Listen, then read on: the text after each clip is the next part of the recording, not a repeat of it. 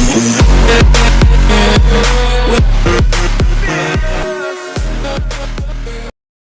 Friends, welcome to Prem Tamil gaming. இன்றைக்கி நம்ம என்ன பார்க்க போகிறோம்னா, ரோப்ளாக்ஸில் சைரன் காப்ஸ் பிரிசன் எஸ்கேப்புன்ற ஒரு ஹாரர் கேம் தான் விளாட போகிறோம். இந்த கேம் ஹாரரும் அப்புறம் ஹாபியும் கலந்த மாதிரி இருக்கும். சரி, இப்போ வீடியோ ஸ்டார்ட் பண்ணிடலாம்.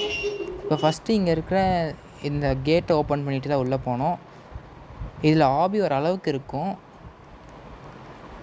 இந்த கேமை பற்றி இந்த க்ரியேட்டர் என்ன சொல்லியிருக்காங்கன்னா, இந்த ப்ரிசன் வந்து ஒரு கைவிடப்பட்ட ப்ரிசனாக, இங்கே இருக்கிற ஒரு போலீஸ் மட்டும் ரொம்ப நாளாக இங்கே இருந்து செத்ததுக்கப்புறம் இங்கே பேயாக சுற்றிட்டுருக்கானா. அவன் தான் இந்த சைரன் காப்.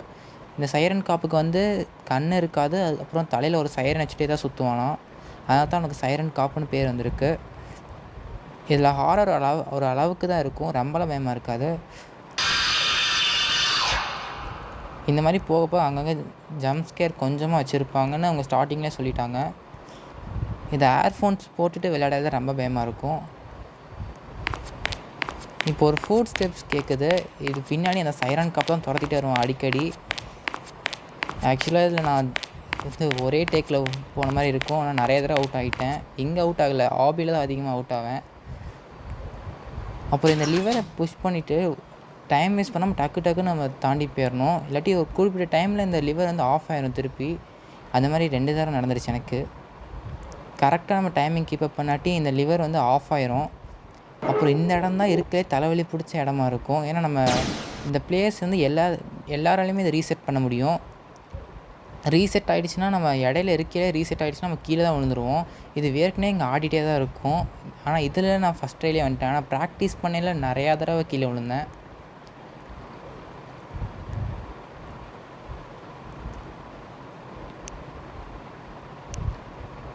இந்த மாதிரி நீங்கள் ஜாய்ஸ்டிக் மூவ் பண்ணையில் சைடில் அந்த கியர்ன்ற பட்டன் பக்கத்துலேயே ஜாய்ஸ்டிக் இருக்கும்.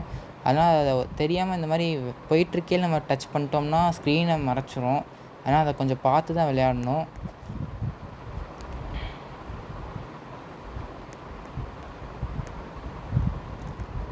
இந்த இடத்துல கொஞ்சம் ஜாக்கிரதையாக இருக்கணும். ஏன்னா இந்த இடத்துல ரொம்பலாம் கஷ்டமாக இருக்காது. ஆனால் அவங்க கிட்டே போயிட்டோம்னாலே அந்த மூஞ்சியை பார்த்தா ரொம்பவே பயமாக இருக்கும்.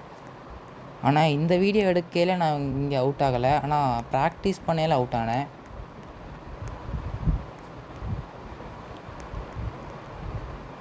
இதை நம்ம ஃபர்ஸ்ட் பர்சனோட வியூவில் வச்சு பார்த்தா ஈஸியாக க்ராஸ் பண்ணிடலாம். ஆனால் எப்பயுமே நான் தேர்ட் பர்சன் வியூவில் தான் விளையாடுறதுனால நிறைய டைம் அவுட் ஆகிருக்கேன். இதில் ஃபஸ்ட் பர்சன் வியூவில் வச்சனால ஈஸியாக தாண்டிட்டோம். அப்புறம் இந்த மாதிரி ஈஸியான ஹாபிஸில் வச்சுருப்பாங்க. இதெல்லாம் நம்ம ரொம்ப ஈஸியாகவே தாண்டி போயிடலாம். இதனால் வச்சுருக்காங்க, அதனால் விளையாடலாம்.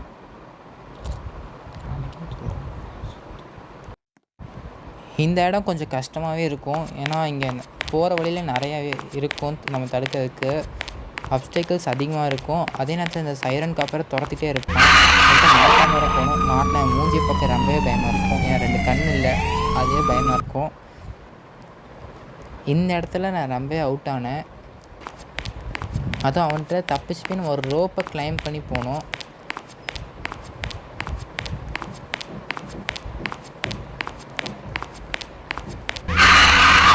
அதுவும் அந்த ரோப் வேறு கிளைம் பண்ணோம். நம்ம ரோப்பை எட்ஜிக்கிட்ட போனாலும் தோற்றுருவோம் மேலே போயிட்டு. இதில் நிறைய தடவை நான் அவுட் ஆனேன் மாட்டேன்.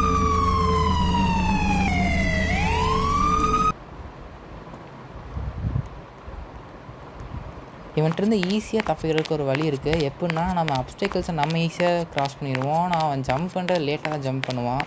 அதனால் நம்ம ஒரு அப்டேக்கிள் கிட்டே போயிட்டு நமக்கு தாண்டி வந்துட்டோம்னா அவன் அதில் ஜம்ப் பண்ண லேட் பண்ணுவான்.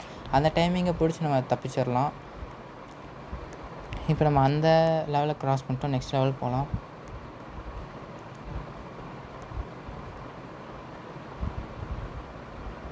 இந்த இடத்துல இந்த எலும்பு கூடலாம் சம்மந்தமே இல்லாமல் தொங்கிட்டு இருக்கும். ஏன்னா இந்த இடத்துல யாராவது வந்து தூக்கு மாட்டிட்டு சாவாங்களா? ஆனால் இந்த எலும்பு கூடலாம் இங்கே தொங்கிட்டு இருக்கும். எப்படின்னு தான் தெரில.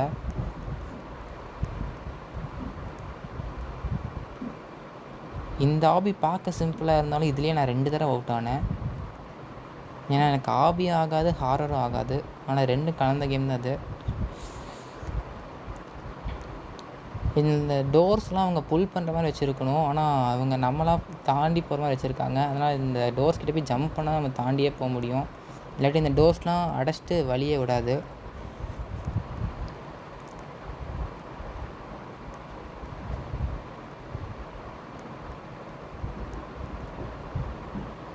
இப்போ இந்த இடத்துல நம்ம மைன் பண்ணணும். அங்கே ஒரு பிக்காக்ஸ் இருக்குது, அதை நம்ம கலெக்ட் பண்ணிட்டோம்.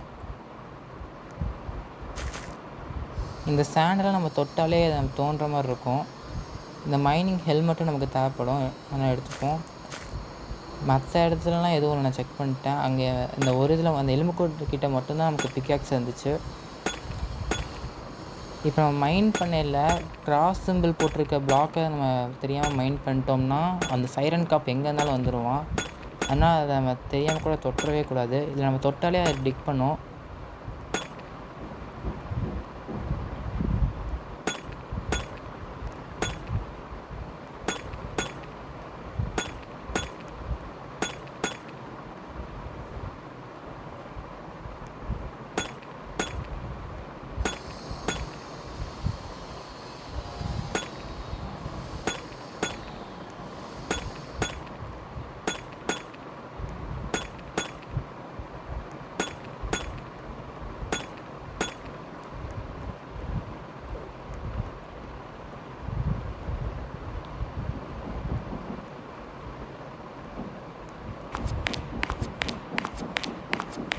இந்த இடத்துல அந்த சைரன் காப்பிட்டேருந்து தப்பிக்கிறது கொஞ்சம் கஷ்டமாக இருக்கும். ஆனால் நான் அப்போயில சொன்ன மாதிரி அவன் குதிக்கிறதுக்கு கொஞ்சம் லேட் பண்ணுவான். அந்த டைமை பிடிச்சா தான் அவன்கிட்ட தப்பிக்க. ஆனால் அவன் மூஞ்சியை பார்க்க தான் ரொம்பவே பயமாக இருக்குது. 2 கண் வேறு இல்லை, தலையில் வேறு சைரனை போட்டுட்டு வந்தனால அவனை பார்த்து அவன் கையில் அவுட் ஆனதுக்கப்புறம் அவன் ஃபேஸை பார்த்தா கூட அந்தளவுக்கு பயமாக இருக்குது. அவங்க போட்டிருக்க சவுண்டால் தான் ரொம்ப பயமாக இருக்கும். இப்போ சொன்ன மாதிரி இப்போ அவனை குதிக்க வச்சாலே அவன் லேட் பண்ணிடுவான். அந்த டைம் நம்ம தப்பிச்சிடலாம். அவன் அந்த லேடரையும் கிளைம் பண்ணி வந்துடுவான். அதுக்குள்ளே நம்ம ஓடிடணும்.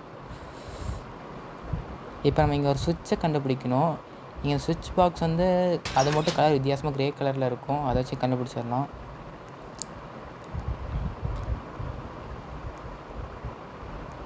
இப்போ நம்ம செக்யூரிட்டி ரூமுக்கு போக சொல்லியிருக்காங்க. இங்கே நம்ம கரெக்டான சுவிட்சை கண்டுபிடிக்கணும், இல்லாட்டி அவுட் ஆயிடுவோம்னு நினைக்கிறேன். தப்பான சுவிட்சை ப்ரெஸ் பண்ணால் கீழே விழுந்துருவோம். நான் கரெக்டான சுவிட்சை கண்டுபிடிக்கணும்.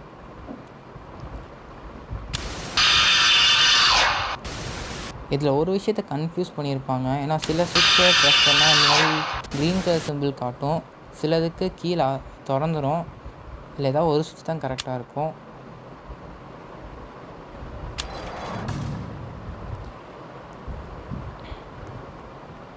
நம்ம கரெக்டான சுவிட்சை கண்டுபிடிச்சிட்டோம். கேட்டு ஓப்பன் ஆகிடுச்சு.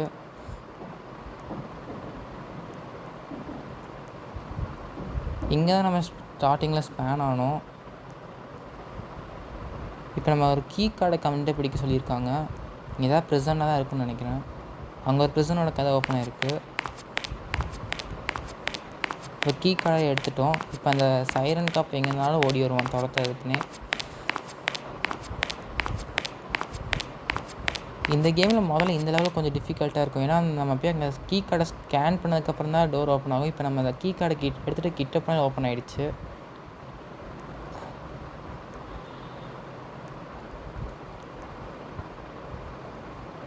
இந்த வழியாக போனால் நம்ம இப்போ கேன்டீனுக்கு போகலாம்.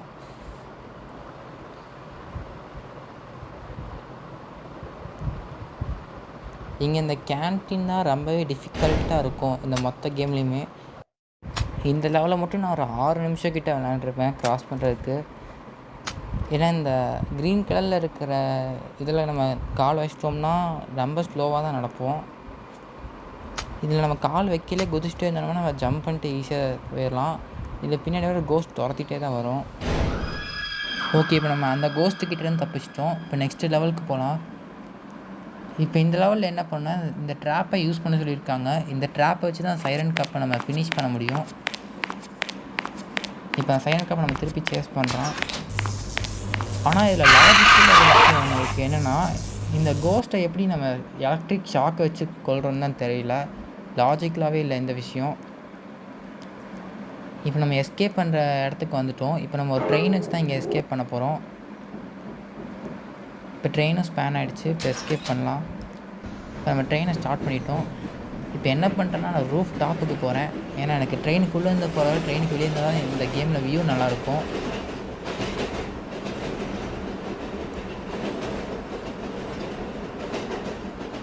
இப்போ நம்ம இந்த பிரிசன் விட்டு ஒரு வழியாக வெளியே வந்துட்டோம்.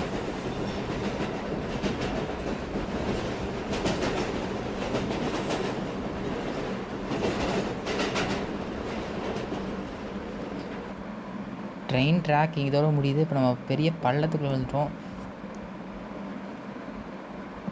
ஆனால் இந்த பள்ளத்தில் விழுந்தால் நம்ம கேரக்டருக்கு எதுவுமே ஆகலை, லைஃப்லாம் போகல.